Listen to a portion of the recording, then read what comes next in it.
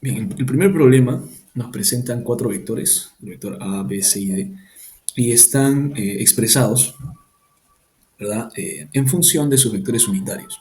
Por ejemplo, el vector A está expresado como 8 veces el vector I más 6 veces el vector J, ¿no? Entonces aquí lo que debemos de recordar es que los vectores I y los vectores J pues, son vectores unitarios, ¿verdad? Que representan cierta porción, por así decirlo, ¿no? Cierto vector de módulo 1 que en el caso del vector Y pues está sobre el eje X y en el caso de los vectores unitarios J están sobre el eje Y, ¿no? Entonces, más o menos lo que nos comunica es que el vector A, ¿cierto? Tiene como vectores unitarios en el eje X 8 veces el vector Y, ¿cierto? O por así decirlo, desde el origen 8 a la derecha, 8 unidades a la derecha, y 6J, pues 6 unidades en el eje Y, ¿no? O sea, 6 unidades hacia arriba, ¿no? Por así decirlo, si tuviésemos el plano cartesiano pues dibujado, ¿no? Entonces, cada vez que nos representan así vectores, ¿okay? La idea de determinar el módulo, ¿okay? es aplicando, por así decirlo, el teorema de Pitágoras, ¿no? Entonces, más o menos la fórmula entonces que vamos a usar para hallar el módulo del vector A, que va a estar representado como A simplemente, va a ser igual a la raíz cuadrada, a la raíz cuadrada de el módulo del vector 8i. Entonces, 8 veces i, el módulo del vector i es 1, y si tengo 8 veces 1, pues eso es 8, ¿no? Entonces tendría aquí 8 al cuadrado, ¿verdad? Y le sumo el módulo del vector 6 veces j. Y como cada vector j tiene módulo 1, 6 veces 1, eso es 6. ¿Okay? Más o menos entonces podemos aplicar el teorema de Pitágoras por aquí, ¿no? La raíz cuadrada del cuadrado de cada una de sus componentes, ¿no? Del módulo de cada una de sus componentes. Y bueno, 8 al cuadrado es 64, 6 al cuadrado es 36, entonces la suma sería de 100 y la raíz de 100 es 10, ¿no? Entonces tendrías que el módulo del vector A son 10 unidades, ¿no? De la misma forma hacemos para B, para C y para D, ¿no? Entonces vamos a utilizar la misma expresión matemática, ¿no? La raíz cuadrada, ¿cierto? De la suma de los cuadrados de los módulos de sus correspondientes, ¿no? Por ejemplo, para B sería 5 veces J, o sea, perdón, 5 veces I, o sea, 5 al cuadrado, ¿verdad? Más, bueno, en el caso de menos 12, ¿cierto? Será menos 12 al cuadrado, ¿no? Será entonces por aquí menos 12 al cuadrado, ¿cierto? Bien. Bueno, entonces tendríamos aquí 5 al cuadrado es 25 y menos 12 al cuadrado es 144. Y 144 más 25, pues eso es 169. Y la raíz de 169, pues es 13, ¿no? Por lo tanto, el módulo del vector B serían 13 unidades. En el caso del vector C tendríamos menos 8 al cuadrado y por otro lado 15 al cuadrado. Y bueno, 15 al cuadrado es 225, menos 8 al cuadrado es 64, y 64 más 225, ¿cierto? Eso va a dar igual a 289. ¿Okay? Y bueno, si le sacamos la raíz a 289, pues eso sería igual a 17 unidades, ¿no? En el caso del vector D, su módulo también será la raíz cuadrada de 7 al cuadrado más menos 24 al cuadrado, ¿no? Entonces, 7 al cuadrado es 49 y menos 24 al cuadrado, pues eso es 576, ¿no? Y si a 576 le sumo 49, eso será igual a 625. Y la raíz de 625, pues eso es 25 unidades, ¿no? Bien. Entonces, esos serían los módulos de cada vector, ¿no? Por otro lado, tenemos el siguiente problema. Nos muestran el plano cartesiano. Tenemos tres vectores, ¿no? El vector A, B y C, ¿no? Entonces, del vector A conocemos su módulo, 5. Del vector B conocemos su módulo, también 5 raíz de 2. Y algo que también conocemos de cada vector es su inclinación con respecto al eje X, ¿no? Entonces, eso es importante, ¿no? Bien. Y finalmente el vector C, sabemos sus coordenadas, ¿no? Del punto final del vector, menos 2, menos 4, que también es un dato interesante para poder descomponer al vector. Entonces, nos piden, ¿no? Después de mostrarte este sistema de vectores A, B y C, determina la dirección del vector resultante. Entonces, si tenemos tres vectores en el plano cartesiano, el vector resultante será la suma vectorial de esos tres vectores, ¿no? Entonces, una recomendación, ¿verdad? Si tenemos un plano cartesiano y tenemos ángulos, o tenemos coordenadas del punto final del vector, entonces el consejo es descomponer todos los vectores en sus componentes rectangulares, ¿no? Es decir, en su componente horizontal y su componente vertical. Entonces, eso es lo que vamos a intentar hacer para cada uno de los vectores. Entonces, ¿qué tal si el vector A lo descomponemos en sus dos vectores rectangulares? Es decir, desde el origen, ¿ok? Desde el origen del vector A, voy a trazar o dibujar su vector horizontal, ¿no? O sea, su vector con respecto al eje X, ¿no? Entonces, desde el origen hasta un punto, obviamente, que sea como la sombra o proyección del vector A, ¿no? Entonces, más o menos eso es lo que tenemos que hacer, ¿no? Entonces, bueno, si el ángulo es 37 y el tamaño de este vector es 5, entonces el vector rectangular en el eje X, ¿cierto? El vector con respecto al eje X, pues será igual a 4 unidades, ¿no? 4 unidades. Y el vector con respecto al eje Y, que será este de aquí, desde el origen hasta un punto, de tal forma que llegue, ¿no?, hasta el final del vector A. Entonces, ese vector será pues 3 unidades, o su módulo será 3 unidades, ¿no? Entonces, 3 unidades. Okay. Entonces, este vector A lo puedo reemplazar, ¿cierto?, por el vector AY que he colocado en el eje Y y el vector AX que he colocado en el eje X, ¿no? Entonces, más o menos esa es la idea, ¿no? Entonces, 4 y 3 salen del triángulo de 37 y 53, ¿no? Entonces, tenía una línea aquí, un vector A cuyo módulo era 5 unidades. Entonces, si esto es 37, ¿okay? Entonces, aquí se forma un triángulo de 37 y 53, ¿no? Donde frente a 37 está 3 unidades y frente a 53 está 4 unidades. Es por eso que mencioné que el vector que está por aquí, ¿no?, por la parte horizontal, en el eje X, es 4, y el de la parte vertical se refleja también por acá, ¿no? Entonces, la idea es recordar los componentes rectangulares, ¿no? Entonces, usando obviamente el triángulo notable de 37. Bien.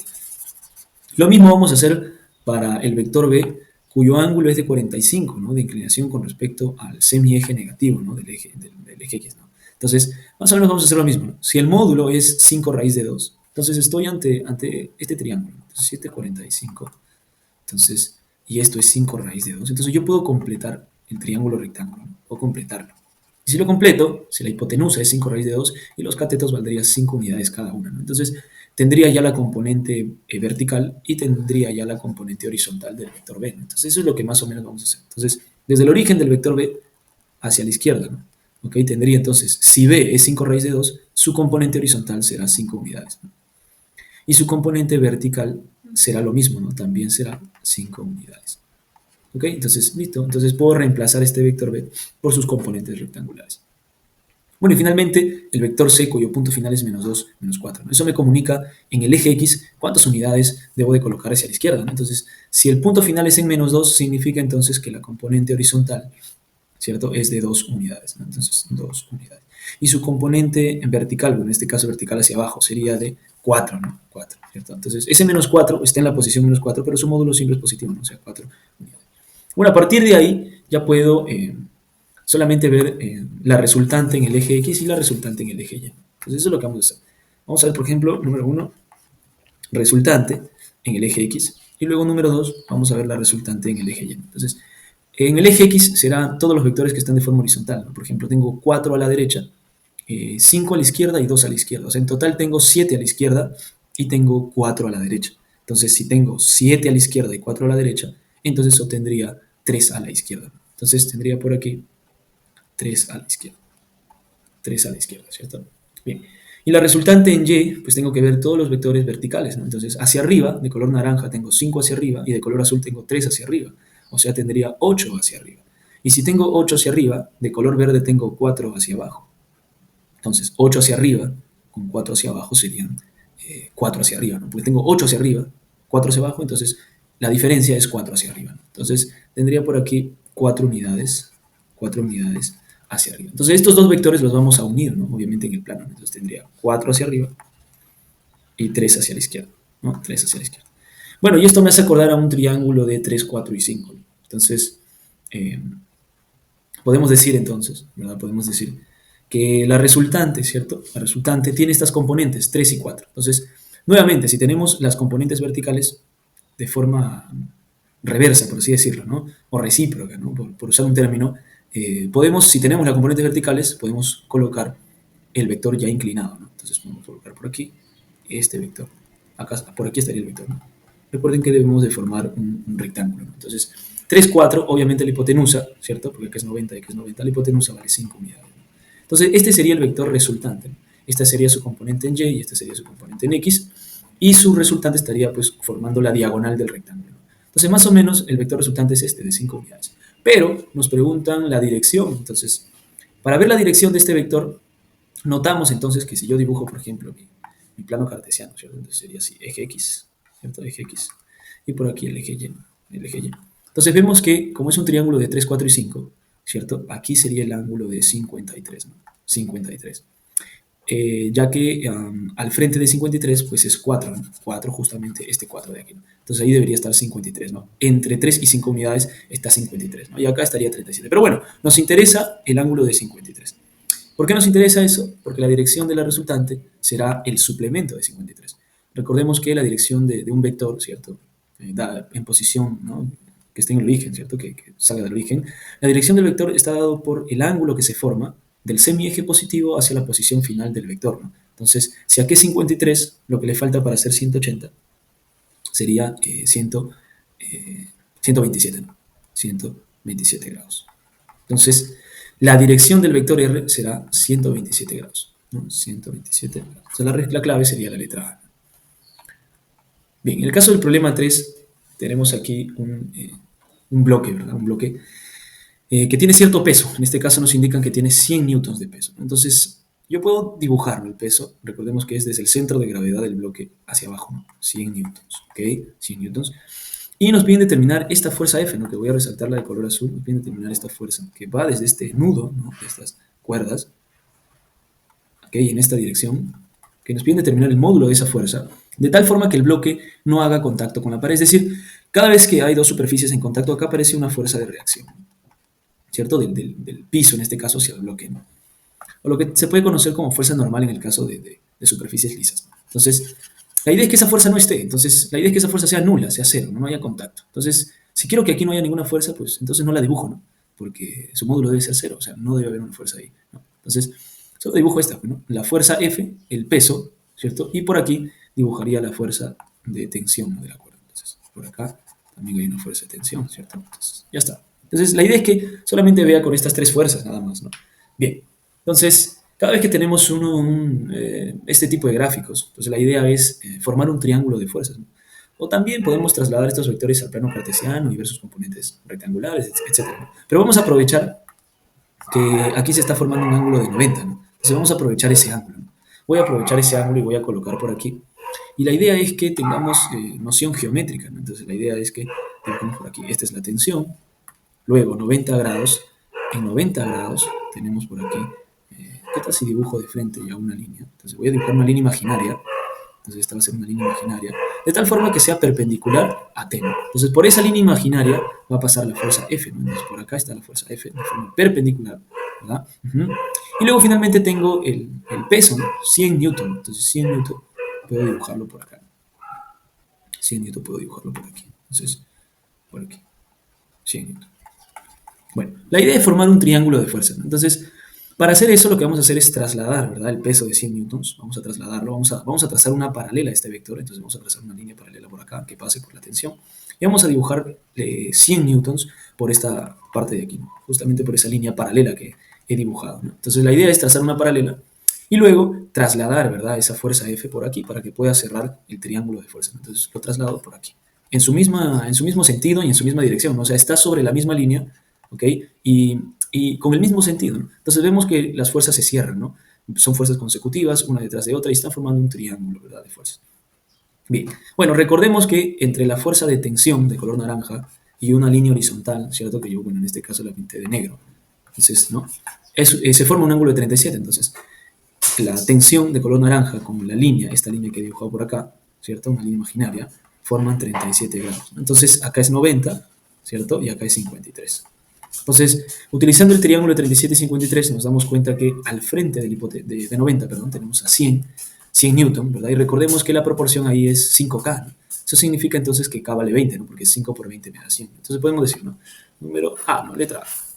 Entonces, 100 newton, ¿verdad? Debe ser igual a 5K, ¿cierto? Por el triángulo de 37 grados, ¿no? Y de 53, ¿cierto? Por el triángulo de 37 y 53. En donde, ¿verdad? Nos damos cuenta que K debe ser 20, ¿no? 20 por 5 es 100, ¿no? Bien. Luego tenemos que al frente de 53 debe de estar el valor de 4K, ¿no? Entonces, T, la tensión T debe ser como 4K, pero K vale 20, entonces T vale 80 newton. Y finalmente, al frente de 37, en la parte F de color azul, ¿cierto? Debe de estar el valor o la proporción, ¿cierto? 3K, entonces podemos decir que la fuerza F debe ser de 3K. Y como K vale 20, decimos que F vale entonces 60, ¿no? 20 por 3 es 60 newton. Entonces, más o menos gracias al triángulo de 37,53, tenemos las proporciones de las fuerzas para que estas fuerzas se puedan cerrar y puedan formar este polígono cerrado y se puedan anular. Entonces, esta es más o menos la forma en la que resolvemos este tipo de problemas, ¿no? de estática en este caso. Bien. Entonces, nos hemos dado cuenta que la fuerza F pues, debe ser 60 newton. Entonces, la clave sería por aquí. La clave sería la letra B. Para la pregunta 4, tenemos ahora una esfera que está teniendo contacto, ¿no? con la pared. La esfera tiene de masa 5 kilogramos y nos piden determinar la lectura del dinamómetro, ¿no? Es decir, en esta posición, ¿no? Han colocado, justo en la posición de la cuerda, ¿cierto? Han colocado el dinamómetro. O sea, prácticamente lo que nos están pidiendo es ver qué fuerza se está presentando en la cuerda. O sea, nos están pidiendo la fuerza de tensión de la cuerda. Entonces, más o menos la idea es la misma, ¿no? Tenemos que hacer un gráfico de fuerzas y formar un triángulo, ¿no? de fuerzas. Entonces, primero grafiquemos el peso, ¿no? El peso de la esfera. Entonces, si la esfera tiene una masa de 5 kilogramos, eso significa que su peso es de 50 newton, ¿no? Entonces, si no, la gravedad es 10, ¿no? Si la masa es de 5 kilogramos, entonces su peso será de 50 newton, ¿no? Solamente multiplicamos por 10 a la masa, ¿no? Si la masa es 5, peso 50, ¿no? Si la masa es 8, peso es 80, ¿cierto? Por 10, nada más. A la masa en kilogramos, por 10, se convierte su peso en newton. Bien. Luego tenemos la fuerza de tensión, que lo voy a graficar de color naranja, ¿cierto? Acá está, esta es la tensión. Y recordemos que la tensión, con una línea imaginaria, ¿no? Vertical, ¿cierto? Con una línea imaginaria vertical, forman 60 grados. Entonces eso importa. Bueno, y finalmente la esfera tiene contacto con la pared, entonces ahí va a aparecer una fuerza de reacción. Entonces, vamos a colocar de rosado por aquí en este punto, ¿cierto? Luego ven una fuerza de reacción, ¿no? de la pared con respecto a la esfera. Entonces la idea es formar un triángulo de fuerzas, ¿no? Entonces notamos que la reacción es perpendicular, ¿verdad? Está sobre una línea perpendicular, al peso, ¿no? Entonces, más o menos eso nos va a ayudar a nosotros a trasladar estas fuerzas, ¿no? Entonces vamos a hacer eso, ¿no? Lo que vamos a hacer es trasladar las fuerzas de tal forma que formemos un triángulo rectangular. Entonces por acá tengo la tensión, ¿ok? Entonces notamos que la línea horizontal de la pared es paralela a la fuerza, ¿verdad? Del peso de la esfera, ¿no? O sea, son paralelas. Entonces puedo trasladar esta fuerza, que es el peso de la esfera, puedo trasladarla por ahí, ¿no? Por esa línea paralela. Entonces, por esa línea paralela voy a trazar la fuerza de 50 newton. Entonces trazo por acá 50 newton, que representa el peso de la esfera, ¿no? Bien. Luego voy a dibujar esta línea imaginaria de color rosado, ¿no? ¿Cierto? Acá está, también paralela, ¿no? Paralela, y la idea es trasladar esa fuerza de reacción de tal forma que cierre el triángulo de fuerza, ¿no? Entonces vemos que las fuerzas son consecutivas y se están cerrando, entonces por lo tanto ya tenemos nuestro triángulo de fuerza, ¿no? Entonces habíamos dicho que línea rosada con fuerza de color azul forman 90 grados, entonces aquí será 90 grados, ¿no? Bueno, y por acá línea vertical, ¿cierto? Con tensión estaba presente un ángulo de 60, ¿no? Y bueno, recordemos que en un triángulo de 60, el cateto adyacente a 60, ¿verdad? Es la mitad de la hipotenusa, es decir, la hipotenusa es el doble de 50. Entonces, si acá está 50 newtons, la hipotenusa, ¿verdad? Que representa, o está en la parte de la fuerza de la tensión, sería el doble de 50. O sea que la tensión sería 100, ¿no? 100 newtons, ¿no? Entonces, por aquí voy a colocarlo para que se recuerde. Si yo tengo un triángulo de 60 grados, ¿no? Y acá 30. El cateto adyacente a 60, o sea, el opuesto a 30, es como 1 y la hipotenusa es como 2, ¿no? El doble, ¿cierto? Es el doble.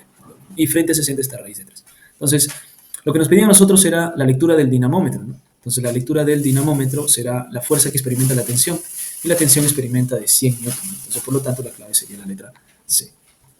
Finalmente, tenemos aquí a esta herramienta, ¿no? Polipasto, que nos va a permitir, que gracias a un sistema de poleas, ¿verdad? Con poca fuerza o impregnando, ¿verdad? Poca fuerza, accionando poca fuerza, podemos cargar un bloque de mucha masa, ¿no? O sea, con mucho peso. Bueno, entonces tenemos un bloque acá y este tablón nos dice que obviamente todo está en reposo, ¿no? Hablamos de estática, ¿no? Entonces, si el bloque de 240 kilogramos está en reposo, eso significa que aquí debe de haber un equilibrio, ¿no? Un equilibrio en este caso, de fuerzas verticales, ¿no? Van a haber fuerzas que van hacia arriba, fuerzas que van hacia abajo, y la idea es que haya un equilibrio, ¿no? Bien, entonces si tengo un bloque de 240 kilogramos, entonces lo primero que debo de hacer es graficar desde su centro de gravedad hacia abajo, ¿no? De forma perpendicular, graficar su peso. Entonces, si su masa es 240, su peso será 10 veces la masa, ¿no? O sea, por 10. Entonces tendría 2.400 newtons. Bien, nos piden determinar la fuerza que ejerce la persona. Por aquí hay una mano y está jalando la cuerda, ¿no? Está jalando la cuerda y vamos a tratar de graficar ese jalón. está jalando la cuerda, ¿cierto? Con una fuerza F, ¿no? Y la idea es ver o determinar cuál es esa magnitud, ¿no? O sea, con cuánto está jalando con 20 newton, con 30, con 100, con 80, con cuánto debe de jalar de tal forma que podamos cargar 2400 newtons, ¿no? Entonces eso es lo que vamos a ver, ¿no? Bueno, considere las poleas de masa despreciable. Ah, bueno, las poleas no carecen de masa, ¿no? Bueno, en este problema, ¿no? Bien, entonces, lo que debemos de notar, y voy a borrar un ratito la fuerza, lo que debemos de notar es que cuando hablamos de fuerzas de tensión, ¿verdad? Y de sistema de poleas, debemos de recordar que por una misma cuerda, mira que esta es la misma cuerda, ¿no? Esta es la misma cuerda, es la misma, hasta aquí, ¿no? Toda esa cuerda de color verde es la misma. Entonces, si tenemos una misma cuerda, debemos de recordar que por ahí pasa la misma fuerza de tensión. Entonces, si se está jalando con una fuerza F por aquí, entonces por aquí también va a haber una fuerza F de tensión, por aquí también una fuerza F, por aquí otra fuerza F y por aquí otra fuerza F. Entonces, por el recorrido de toda esa fuerza de tensión de color verde, va a aparecer la misma fuerza F. Y debido a su posición, lo que va a hacer es que esa fuerza F, mira, se quintuplique en este caso, ¿no? Hay 5 fuerzas F. Entonces, más o menos esa es la idea. Entonces, si 2 fuerzas F jalan hacia arriba, entonces aquí, ¿no? Aquí se está experimentando también una fuerza de 2F, ¿no? Entonces, aquí también son 2 fuerzas hacia arriba, entonces acá también 2F. Y bueno, aquí solamente es un F, ¿no? ¿Cierto? Un F, ¿cierto? Ok. Entonces, lo que me doy cuenta es que el bloque, ¿ok? Esas 3 cuerdas, por así decirlo, ¿no? Estas 3, justo las que he pintado de morado, 1, 2 y 3. La primera está jalando con 2F, la segunda con otros 2F, y la tercera está jalando solamente con F, o sea, con la fuerza presente del brazo, ¿no? De la mano, ¿cierto? Que se está aplicando. Entonces, esas fuerzas, ¿verdad? Deben de coincidir, ¿verdad? O deben de ser iguales a 2400 newton, ¿no? Para que haya equilibrio, ¿no? Y bueno, 2F más 2F más F es 5F, ¿verdad? Y finalmente divido entre 5, ¿no? 5F entre 5 me da F, y me quedaría dividir 2400 entre 5, ¿no? Y eso sería el valor de la fuerza F, ¿no? Entonces, bueno, la quinta parte de 2400 serían 5 por 4 es 20, luego por 8, 40, y ya está, ¿no?